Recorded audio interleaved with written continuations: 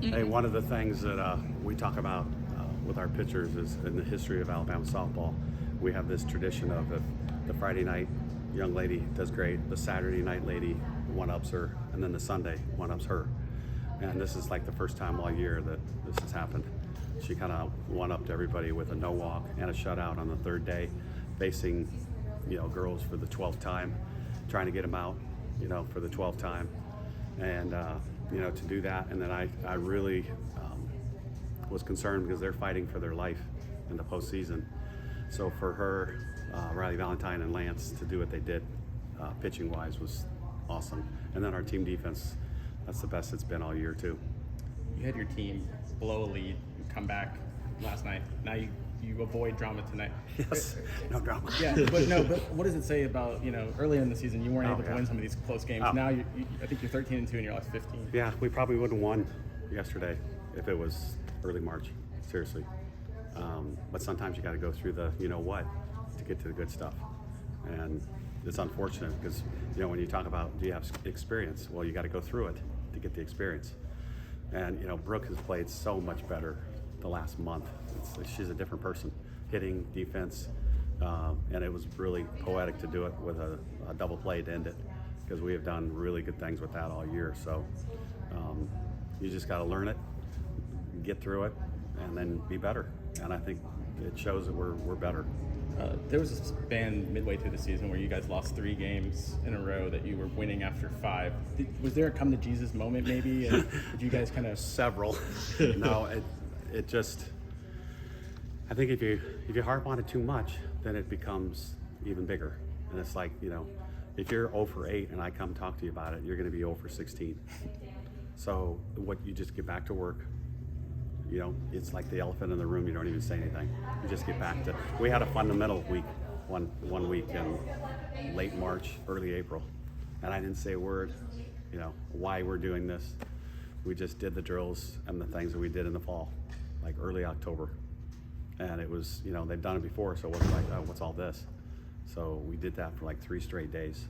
You touched on Brooke's performance as of late. What does it sort of mean, or what does her and the rest of the senior class mean? She got the insurance run to sort of put her away. I mean, it's huge. It reminded me Ashley Courtney played for us like 2002 to 2005, and she was a lefty hitter, and her last at bat on this field was a home run. And when Brooke was coming around second, that's the first thing I thought of. They're both left-handed hitters, both hit it to right field. When a senior can have a good weekend like that, it just means a lot, and she'll remember that forever. What are the key signs of a College World Series team, and are you starting to see that? Oh, gosh. Don't get ahead of yourself, damn it. I'm just saying, like, in terms of, Well, the 3, you got to have a really good start. Mm-hmm. You got to play really good team defense. And then the 3rd is the key hit. And Brooke got basically all 3. And, after a game, I give the lineup card to the MVP, like the hard hat for Nate. This is the first time, I think, ever that the same kid got the lineup card 3 times. And it was Brooke. So, and Brisky got their lineup card twice. But the key hit is probably the hardest. And you can try and practice, you can go through some stuff, but it's not like when you have 3,000 people here and you guys here and the umpire, and it's hard to replicate. You had talked, sorry.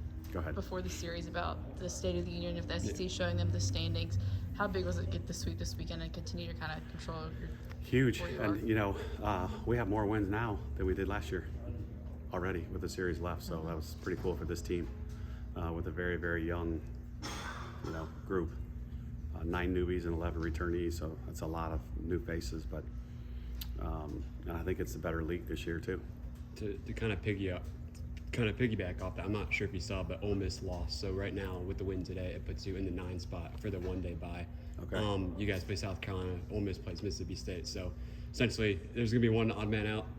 But so my question is, to what extent are you going to sort of tell the team for the State of the Union and sort of emphasize that? So finals week, and only 3 are done, which I was hoping more were, but that's okay.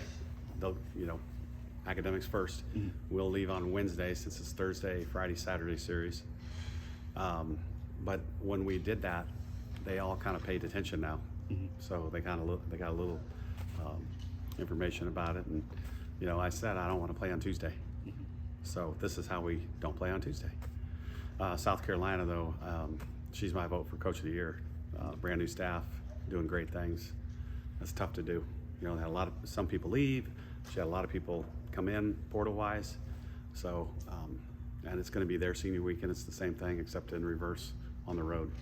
How have you seen Jocelyn shift her mentality this season? She talked about at times she would kind of get tight once an error happened or a walk or whatever and try and be perfect, and then how she was able to have such an efficient game today. I think it's the same thing. She's just got to get through it, you know. And she's very, very. She loves the inner workings of pitching. Like, she loves the scouting reports. She loves this is the kid that cannot beat us sort of thing. She knows all of that. She knows we watch a doubleheader or something on TV on the bus, and she knows what everybody's doing. So she studies the game, and it's cool for me to have a pitcher like that. So she loves the game, number one, and she takes great pride in wearing the A, another thing, which is really cool to see. So, you know, she's just gone through tough times, and she's coming out on the other side of it. You're hitting like 70 points higher, have more home runs, 2 more runs a game. What's the difference between this year and last year, and just in terms of what's changed? I think, you know, a lot of the stuff in here, but Adam Arbor has done a great job with the hitters. And it was you know, we had a long talk with the staff, and, you know, at the end of every year, everybody does this, but, you know, we cannot repeat some of the stuff that we did last year. It just cannot happen. So we're going to sell out. You know, they probably had 90 some at bats in the fall and then preseason before we even played. And that was one of the things, that was one of his goals. Live at bats, not against me, but against one of our pitchers. Since we had 5 pitchers, we're like, we might as well do this. So it was almost taking on what Rob and the boys do. You know, they scrimmage all fall. So Friday, Saturday, Sunday, sometimes on Wednesday, we would have live at bats, and we wanted them to get, you know, almost a season's worth of at bats before we even played. So I think that was one of the keys. Good.